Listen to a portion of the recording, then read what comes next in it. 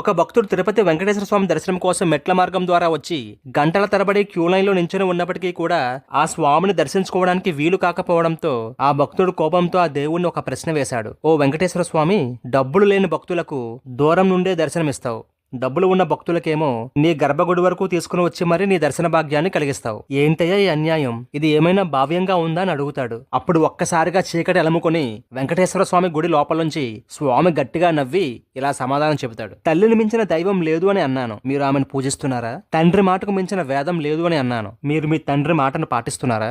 గురువు దైవంతో సమానమని అన్నాను, ఆ మాట మీరు వినిపించుకున్నారా? ఇందు గలడు అందు లేడు అనే సందేహం వద్దు, నువ్వు నన్ను ఎక్కడ వెతికినా అక్కడంతా నేనే ఉన్నాను అని అన్నాను, మీరు ఆ మాట నమ్మారా? కష్టాల్లో ఉన్న వారికి సాయం చేయండి, అది నాకు చేసినట్లే అని అన్నాను, మీరు చేస్తున్నారా? నేను ఎక్కడ ఉండాలో, నేను ఎప్పుడు దర్శనం ఇవ్వాలో, నాకు ఎప్పుడు ఉత్సవాలు చేయాలో, నా మొక్కులు ఎలా చెల్లించాలో అన్నీ మీరే నిర్ణయించారు. ఇప్పుడు నాకు వెలకట్టి అందరూ వచ్చి చూసి వెళ్లే. Download share chat.